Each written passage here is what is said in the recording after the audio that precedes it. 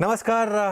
एक special conversation के लिए इस समय मेरे साथ एक बहुत बड़े गेस्ट जुड़ गए हैं और इस समय मार्केट को क्या डर सता रहा है बजट से पहले की थोड़ी सी मार्केट में नर्वसनेस, अदानी ग्रुप के साथ जो हो रहा है उसको लेकर मार्केट में नर्वसनेस, एफआईआईएस की सेलिंग को लेकर नर्वसनेस, ये सब नर्वसनेस क्या अपॉर्चुनिटी में तब्दील हो सकती है और अगर है तो किस तरीके के स्टॉक्स में और किस तरीके के सेक्टर्स में क्या आपका व्यू होना चाहिए इस मार्केट पर। और इससे बात करने के लिए मेरे साथ जुड़ गए हैं, जैसा मैंने कहा आपको, एक बहुत बड़े गेस्ट मधु केला जी जुड़े हैं हमारे साथ। इंडिया के बेस्ट नोन फंड मैनेजर्स में से एक और काफ़ी पैसा इन्होंने बनाया है। ऑफकोर्स अपने म्यूचुअल फंड इन्वेस्टर्स के लिए इन्होंने ज़बरदस्त 100 बैगर से ज़्यादा पैसा बना के दिया था और अब इस समय अपना खुद का पैसा मैनेज करते हैं।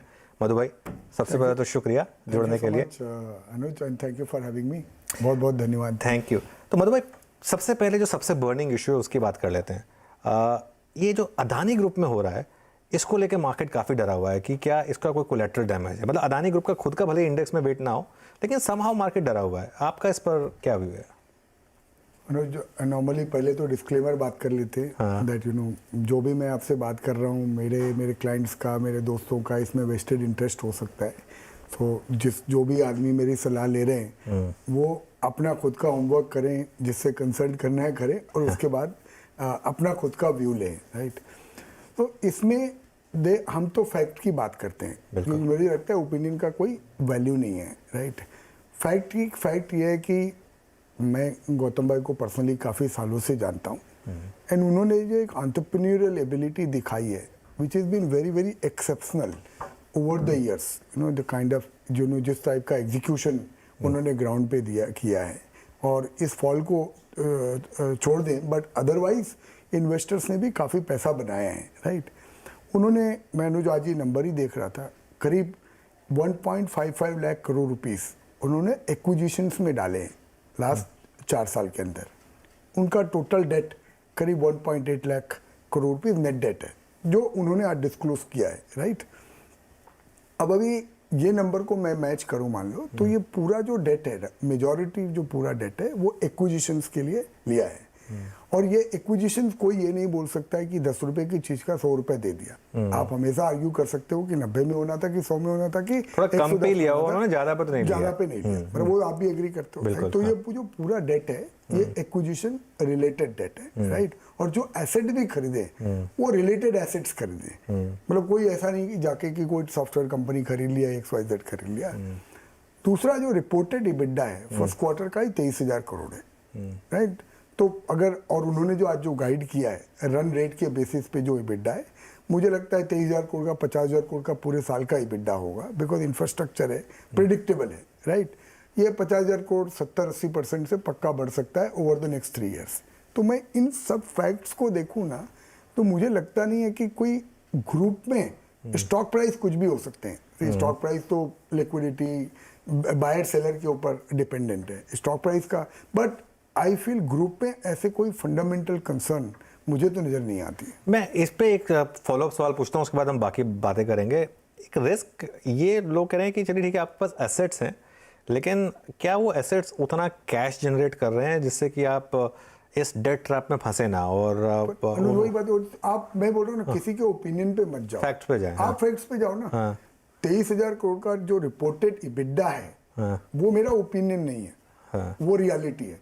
और इवन ये रिपोर्ट ने भी कहीं पे ये नहीं बोला है कि इन्होंने कोई फ्रॉड रिपोर्टिंग किया है कोई इबिडा का या बिजनेस के ऊपर, कहीं पे क्वेश्चन मार्क नहीं है।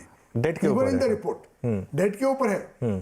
और जो रिपोर्टेड इंटरेस्ट पेमेंट है फर्स्ट हाफ में वो 7,500 करोड़ है।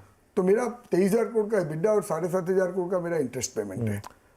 और वो जो एक बात हो रही है कि रिलेटेड पार्टी ट्रांजैक्शंस को लेकर उन्होंने कहा है कि थोड़ा सा, अनुज मुझे क्या लगता है ये तो रेगुलेटर का काम है, राइट। और आई एम श्योर रेगुलेटर अपना काम करेगा, उसमें मेरा और आपका ओपिनियन करने का। लेकिन आप इस समय एकदम कमिटेड हैं, मतलब आपको कोई डर नहीं लग रहा है कि इससे कुछ? मुझे ग्रुप के ऊपर या इंडिया स्टोरी के ऊपर कोई बड़ा क्वेश्चन मार्क हो जाएगा या बड़ा कोई कोलेटरल डैमेज इंडिया स्टोरी को हो जाएगा, ये मुझे नहीं लगता है। हमने अपने 30 साल के करियर में बहुत सारे ऐसे इंस्टेंसेस देखे हैं। कोई कंट्री का स्टोरी ऐसे बनता या बिगड़ता थोड़ी, अनुज। मतलब भाई आप ना बैंकों पे बहुत बुलिश थे और वो जबरदस्त प्ले हुई थी वो स्टोरी, मुझे याद है। आपके बोलने के बाद PSU बैंक 2 गुना के 3-3 गुना बढ़े थे और इवन प्राइवेट बैंक्स में भी आपने जो बेट की थी, करूर वैश्य बैंक जैसे, वो स्टॉक्स डबल हुए थे, उससे ज़्यादा बढ़े थे। और आपका एक बहुत क्लियर व्यू था कि इंडिया में जो एनपीए प्रॉब्लम थी वो खत्म हो चुकी है। अभी जो बैंकों में पिछले 3-4 दिन में करेक्शन आई है, ये क्या सिर्फ एक फेयर फैक्टर है, अननेसेसरी फेयर फैक्टर है, ये या मुझे कुछ और है? प्योर फेयर फैक्टर लगता है अनुज, मुझे कोई ऐसे परेशानी लगती नहीं। बिकॉज सी क्या है, आप ये समझने की कोशिश करो साइकोलॉजिकली ना, लेंडर और बोरोवर हिंदुस्तान में दोनों बहुत केयरफुल हो गए हैं कि बोरोवर को भी पता है कि गलत बोरोवर करेगा तो जेल में जाना पड़ सकता है, और लेंडर ने तो देखा ही है कि उनको 10-15 लाख करोड़ रुपए का राइट ऑफ एक बार तो बुक्स में लेना पड़ा था ना अनुज। और बैंकों का कंसोलिडेशन हो गया, पहले जो 32 बैंक थे अभी 12 हो गए हैं। और ये बहुत, मुझे आज की घड़ी पे बहुत ज़्यादा फारफेच्ड लग रहा है कि अभी की घड़ी पे आदमी इसको लेके बोले कि ये बड़ा एनपीएल हो जाएगा। और सब बैंकों ने देखो प्रोएक्टिव बेसिस पे डिस्क्लोज किया है, ये पूरी एसेट बेस्ड फाइनेंसिंग है। मतलब आप सपोजिंग किसी ने भी ये ग्रुप को भी पैसा दिया हुआ है, तो ये कोई शेयर के अगेंस्ट में कोई पीएसयू बैंक ने 1 रुपया नहीं दिया है, इट इज एसेट के अगेंस्ट में दिया है। तो और एसेट तो बनेगा तो उसका वैल्यू तो होगा ना। आप डिस्प्यूट कर सकते हो कि 90% है, 110% है, पर कोई एसेट का वैल्यू खत्म नहीं होने वाला।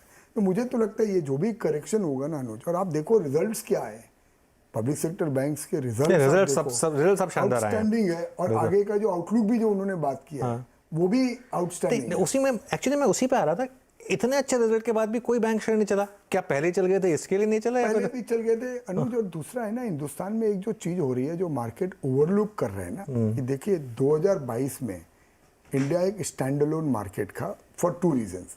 एक, रशिया पूरा खत्म हो गया, तो एमएससीआई में जो रशिया का वेटेज था वो वर्चुअली 0 हो गया।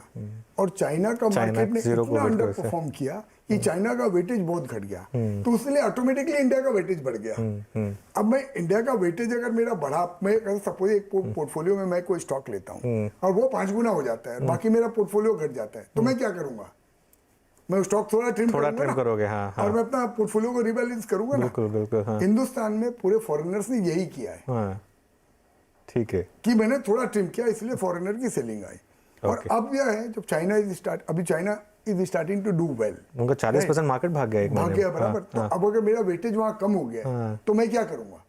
वहां पे वेटेज तो बढ़ाऊंगा ना। तो इसीलिए ये इंडिया से पैसा अभी चाइना जा रहा है। तो ये जो फैक्टर्स है ना फॉरेनर का, ये मोर टेक्निकल है देन एनी फंडामेंटल। अब obviously select pockets of India में 100% ओवर वैल्यूएशन हुई थी, जो अपन बात भी कर रहे थे।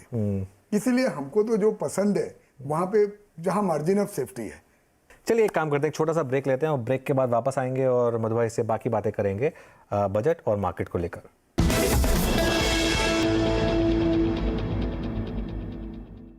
Welcome back. आज हम बात कर रहे हैं इंडियन स्टॉक मार्केट के सबसे जाने माने इन्वेस्टर्स में से एक मधु केला जी से। अब बात करते हैं बजट की, क्योंकि अब बजट आने वाला है 2 दिन में। तो आपकी क्या एक्सपेक्टेशन, क्योंकि मार्केट जब तक ये अदानी वाला एंगल नहीं आया था उससे पहले भी थोड़ा बजट को लेकर नर्वस था कि कहीं कैपिटल गेंस टैक्स पे कुछ ना आ जाए। पूरी की पूरी जो मार्केट की बात थी वो सारी इस पर आकर रुक गई थी। आपका क्या व्यू है? अनुज, मेरा गट और दिमाग दोनों बोलता है कि बहुत बड़ा सिग्निफिकेंट चेंज नहीं आना चाहिए, बिकॉज सरकार ना अवेयर है इस वक्त कि ग्लोबल रिसेशन का फियर है, ग्लोबल इन्फ्लेशन का फियर है, एक्सपोर्ट रिलेटेड इंडस्ट्रीज अच्छा नहीं कर रही है। इस वक्त सेंटिमेंट देश का रखना बहुत बहुत ज़्यादा ज़रूरी है। अब मैं क्यों करूँगा, और कैपिटल मार्केट्स ने काफ़ी बड़ा रोल प्ले किया है in India growth story. 6.5 lakh crore रुपया कैपिटल मार्केट से रेज हुआ है लास्ट 3 साल में, जो एसेट क्रिएशन के लिए बहुत ज़्यादा ज़रूरी था। तो मुझे लगता है, और स्पेसिफिकली अभी सेंटिमेंट वापस इतना ज़्यादा स्पॉइल हो गया लास्ट कपल ऑफ डेज में, यहाँ पे जाके अब कुछ एकदम अनटूवर्ड कर देना कैपिटल गेन्स में। अगर आपने ये इंटरव्यू मेरा 2 हफ्ता पहले किया होता तो मैंने भी आपको बोला होता कि अनुज ये हो सकता है, बिल्कुल, हाँ, लेकिन फिर है पक्का। एंड मैं हमेशा, मैं तो वो स्कूल से आता हूँ that it is not done till it is done. बिल्कुल। तो मैं तो अभी भी बोलूंगा वो फियर तो है कि होने के लिए कुछ भी हो सकता है, लेकिन इस सेंटिमेंट में शायद ना करें। और वो होगा अगर शॉर्ट टर्म कैपिटल गेन्स में कोई मीनिंगफुल चेंज होगा, because what is the worst fear कि आपके वो बिजनेस इनकम में क्लब हो जाएगा, वो तो काफी इम्पैक्ट होगा। मैं आपको बोलता हूँ बाजार में उससे काफी इम्पैक्ट होगा, ओके, सेंटिमेंट में भी और रियलिटी में भी। तो लेकिन आपको लगता है कि क्योंकि ऑलरेडी इतना सेंटीमेंट खराब है वहां भी थोड़ा सा उनको लगेगा कि होपफुली रिकैल, और क्या जल्दी है ना, 60 साल से ये टैक्सेशन चल ही रहा है ना। हाँ। और देश को इस वक्त जरूरत है कैपिटल फॉर्मेशन की, सेंटिमेंट अच्छा रहने की, और कैपिटल मार्केट ने रोल एक प्ले किया। देखो कितनी सारी कंपनियां लिस्ट हुई है लास्ट 2 साल में इंडिया में, कितने नए नए एंटरप्रेन्योर्स को कैपिटल मिली है।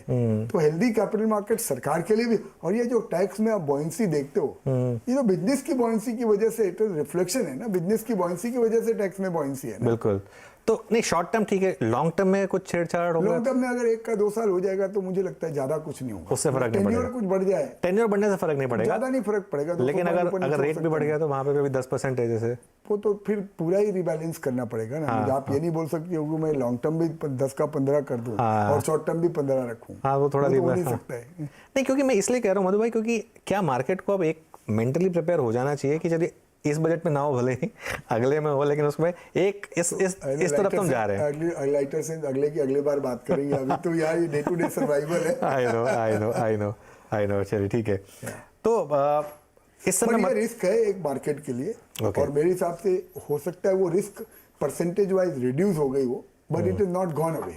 और कितना मार्केट उस रिस्क को ऑलरेडी प्ले कर चुका है, क्योंकि मार्केट ने भी प्ले किया है ऑब्वियसली, वो तो फेयर तो है ना। किसी से भी बात करो, अभी कोई आदमी कोई ऐसा ठोक के बोल नहीं रहा है कि मेरे को शेयर ले लेने हैं। और ये जो बाजार का जो चाल भी है ना, टेक्निकली तो मार्केट वीक हो ही गया है, उसमें तो कोई डाउट ही नहीं है। और इसलिए मैं आपके पूरे दर्शकों को ये एडवाइस करूंगा कि जिसको पैसा डालना भी है ना, तो बहुत अच्छी प्रकार से रिसर्च करके चुनिंदा शेयरों में जहां आपको पता है सिस्टमेटिक तरीके से बाई करो। क्योंकि ये कोई नहीं बोल सकता है कि बाजार आज बॉटम हो गया और यहां से चलने लगेगा। वैसे मार्केट कोई बहुत ज्यादा नहीं गिरा है, मतलब ये थोड़ा सा एक, मतलब 8% निफ्टी गिरा है ऊपर से। निफ्टी को मत देखो अनुज, बाकी साइड का डैमेज देखो। निफ्टी तो कितने रिटेल इन्वेस्टर के पास या इंस्टीट्यूशनल के पास कितना निफ्टी है ना, बाकी जो साइड के स्टॉक्स हैं उनमें काफी बहुत डैमेज है ना। सेलेक्टिवली 25%, 30%, 40% कितने सारे शेयर घट गए। तो सेंटिमेंट आपको लग रहा है इस समय बहुत खराब है मधु भाई? और अभी खराब है। Okay, I will not means the word, अभी सेंटिमेंट खराब है, एंड मुझे लगता है ये ग्रेजुअली इंप्रूव होएगा। क्योंकि मैं इसलिए पूछ रहा हूँ आपसे सवाल, क्योंकि मार्केट में या तो आपको सेंटिमेंट अच्छा मिलेगा या प्राइस अच्छा मिलेगा। एब्सोल्युटली, वो हमेशा से मैं बोलता हूँ। तो इसीलिए प्राइस अच्छे हो रहे हैं ना, इसीलिए प्राइस अट्रैक्टिव हो रहे हैं, और इसीलिए आपको चुनिंदा जगह पे जहां जहां आपको कन्विक्शन है, जहां पे आपको इन्वेस्टमेंट करना है। ये ट्रिक क्या है ना अनुज, मैंने भी 30 साल में देखा है। आज आपने कोई अच्छा शेयर लिया, फिर आपको उसको लेकर भूलना ही पड़ेगा, क्योंकि आज उसका भाव अगर कल जाके देखोगे तो आप तो फिर एस्ट्रोलॉजर ही हो सकते हो ना, कि आप कोई बॉटम में ले लो। हो सकता है आज आपने लिया, कल वापस घट जाए, परसों और वापस घट जाए। तो आपको इसको सिस्टमेटिकली धीरे धीरे करके बिल्ड करना पड़ेगा। ठीक है, तो इस समय फिर पैसा कहाँ लगाया जाए, इकोनॉमी फेसिंग स्टॉक्स में या फिर एक्सपोर्ट? मैं तो इकोनॉमी फेसिंग, मैं ग्लोबल को तो अवॉइड करूंगा ना, बिकॉज़ ग्लोबल का अपने को पता नहीं है। एक्सपोर्ट का, आईटी का क्या होगा, वहां पे वैल्यूएशन अट्रैक्टिव है, पर ये कितना डीप होगा, रिसेशन होगा नहीं होगा, सॉफ्ट लैंडिंग होगा, हार्ड लैंडिंग होगा, ये तो जैसे जैसे डेटा आएगा तो पता चलेगा। मैं तो इंडिया फोकस्ड कंपनी में, जो इंडिया की जीडीपी से लिंक्ड है ना, मैं तो वहीं पे फोकस्ड हूँ। तो उसमें कुछ एग्जांपल्स देंगे आप? जैसे आपने, मुझे याद है लास्ट टाइम जब डिस्कस कर रहे थे, जब निफ्टी ने ऑल टाइम हाई लगाया था, तो आपने कहा था आप इंफ्रास्ट्रक्चर पे काफी बुलिश हैं और कंस्ट्रक्शन। वही है अनुज, मेरे को लगता है वापस ये पीएसयू बैंक का जो पूरा बास्केट है, वो काफी अट्रैक्टिव हो जाएगा वापस, क्योंकि टाइम भी निकल गया, करेक्शन भी आ गया। तो वैसे ही इंफ्रा की जो सेलेक्ट कंपनीज है, वो काफी अट्रैक्टिव होगी, बिकॉज वो कोई स्टोरी थोड़ी डैमेज हुई है, जब बिकॉज भाव घट गए उसकी वजह से कोई स्टोरी थोड़ी डैमेज हो गई। 20% गिर गया पीएसयू बैंक इंडेक्स अपने हाई से, घट गया हाई से। हालांकि और उसमें भी मैं बोल रहा हूँ, let us not talk about the PSU bank index, उसमें भी आपको चुनना पड़ेगा। बिल्कुल, बेस्ट इन्वेस्टमेंट को। बिल्कुल उसमें ऑब्वियसली, मतलब आप ये नहीं है कि आप जाके जो जितने बैंकों ने कुछ किया ही नहीं पूरा, कुछ बैंक तो सेल है वहाँ पे, बिल्कुल कुछ बैंक सेल है, वो भी मैं आपको बोल रहा हूँ। ओके, 2 टाइम बुक पे, 2.5 टाइम बुक पे जा चुके हैं, दे आर नॉट माई। लेकिन अभी भी लो से 65% ऊपर है इंडेक्स, हालांकि ऊपर से थोड़ा 20% गिरा है। तो पीएसयू बैंक की बास्केट आप बोल रहे हैं कि एक शायद वापस बाय जोन में आ गई है। और क्या बाय जोन में है? ऑटो, सीमेंट या फिर अगेन सेलेक्टिव रहना पड़ेगा ना। जो अपन ने डिस्कस किया, एक मैन्युफैक्चरिंग जो कहीं का जो जिसको एक स्ट्रक्चरल स्टोरी है, दूसरा फाइनेंशियल्स, इवन कुछ private sector bank, even large private sector bank will become very very attractive। देखो उसमें भी इतना बड़ा कंसोलिडेशन हुआ है, और उसमें भी फॉल ऊपर से कई जगह पे काफी स्टीप है, राइट। तो जो सेफ खेलना चाहते हैं they can even go for large private sector banks also. फिर आप देखो रिजल्ट देखो ना अनुज, एसेट क्वालिटी देखो जो उन्होंने लास्ट क्वार्टर में भी डिक्लेयर किया है। तो मुझे लगता है नीचे का घर ना अभी सेफ होते जा रहा है। टेक्निकल की वजह से अपन ने देखा भाव कुछ भी हो सकता है, यू नो, मतलब 10 दिन 15 दिन महीना भर ये स्टॉक मार्केट है भाई, ये सट्टा बाजार है। यहाँ पे फंडामेंटल एक तरफ हो जाते हैं, फाइनली तो it is buying and selling which actually determines the prices. ठीक है, तो मधु भाई एक और चीज़ देखिए, बजट में टैक्स का फियर इतना हो गया कि हम और कोई बात ही नहीं कर पा रहे हैं बजट में, और स्पेसिफिकली मार्केट की एक्सपेक्टेशन क्या होनी चाहिए, क्या आना चाहिए? तुम अनुज, मैं 30-32 साल से मार्केट में हूँ, 15-20 साल से बजट बहुत क्लोजली देखता हूँ। मैंने इतना अच्छा गवर्नमेंट का सिचुएशन मेरे करियर में फिस्कल वाइज, हाँ। फिस्कल वाइज आप देखो, पहले जब फिस्कल डेफिसिट ये होता भी था ना 6%, तो of the balance sheet item होते थे। कुछ एफसीआई के ऊपर है, कहीं पे ऑयल कंपनीज के बॉन्ड पड़े हुए, एक्स है, वाई है, जेड है, वो सरकार ने लास्ट ईयर पूरा क्लीन कर दिया। अब आप देखो लास्ट ईयर हमको करीब 2.25-2.5 लाख करोड़ रुपए का एक्स्ट्रा टैक्सेशन आया है, और उसके सामने 2-2.25 लाख करोड़ की एक्स्ट्रा सब्सिडी हमको प्रोवाइड करना पड़ा। अब सब्सिडी जो ऑलरेडी भाव हो चुके हैं नेचुरल गैस के, प्राइस फर्टिलाइजर के, ऐसा लगता नहीं कि जो सब्सिडी लास्ट ईयर हमको देनी पड़ी थी इस साल देनी पड़ेगी। तो मेरा ऐसा अनुमान है कि 1.5 लाख करोड़ रुपया सरकार सब्सिडी में बचाएगी। और आरबीआई के पास एमिनेशन है सरकार को कम से कम 75,000 से 1 लाख करोड़ रुपया ज्यादा डिविडेंड देने का। कितना देंगे नहीं देंगे मुझे नहीं पता है। तो आप बोलोगे ओपनिंग बैलेंस गवर्नमेंट का 2 से 2.5 लाख करोड़ रुपया है, राइट। तो आपके पास काफी बड़ा 2-2.5 लाख करोड़ रुपया बहुत बड़ी एमिनेशन होती है, and plus nominal GDP grow कर रही है। तो जो हम 258 लाख करोड़ की नॉमिनल जीडीपी एस्टिमेट कर रहे थे लास्ट 2023 में, वो करीब आएगी 273 लाख करोड़, और पूरे by the end of next year it should be रफली 300 लाख करोड़। तो आपका डिनोमिनेटर बढ़ गया, तो आपका परसेंटेज टर्म्स में fiscal situation will start to look healthy. Madhu भाई, एक चीज़ ना मुझे कई लोग पूछते हैं कि क्यों नहीं, जैसे आप हैं या और भी कई लोग हैं, एक गवर्नमेंट को एक एडवाइस किया जाए कि कई बार कुछ स्टेप्स जो होते हैं उनसे मिलता कुछ नहीं है। अब जैसे विंडफॉल टैक्स लगा था, या फिर वो जो स्टील पे ड्यूटी आई थी, उससे पूरा का पूरा सेक्टर पर जो एक पॉजिटिव वो बन रहा होता है वो फिर टूट जाता है। उसके बाद उन स्टॉक्स को वो समहाउ वैल्यूएशन नहीं मिल पाती है। आपको लगता है कि ये थोड़ा सा कुछ एक मार्केट में एक रिस्क रहता है हमेशा? रिस्क तो है ही अनुज, वही तो बात कर रहे हैं, that is what makes the market.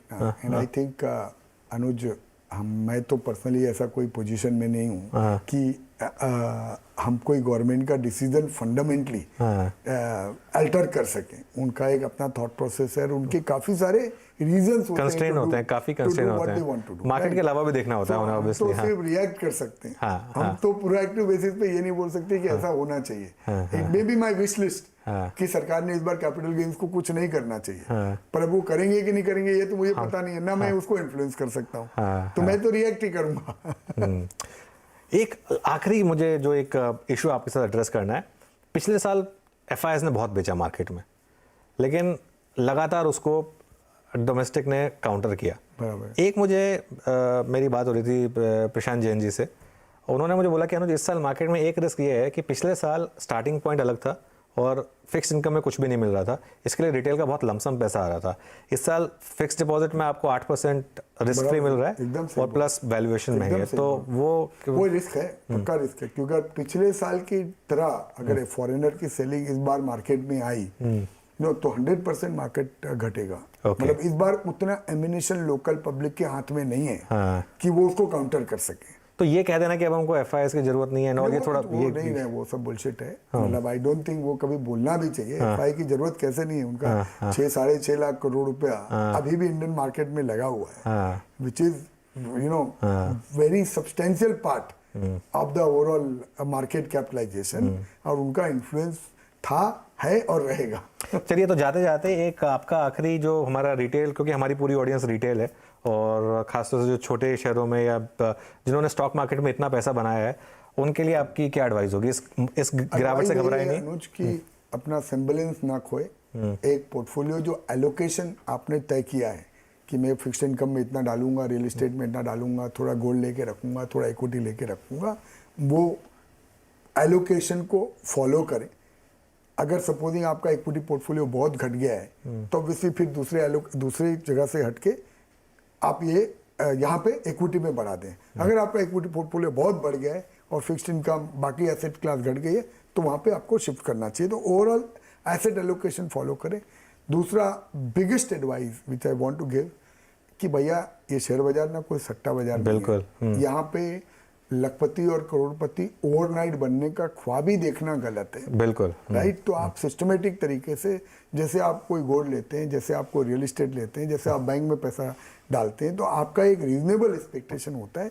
वैसे ही शेयर बाजार से अगर आप रीजनेबल एक्सपेक्टेशन रखेंगे और सिलेक्टिवली अपना अच्छा काम करके अच्छे से पैसा लगाएंगे तो ये आपको कमा के देगा।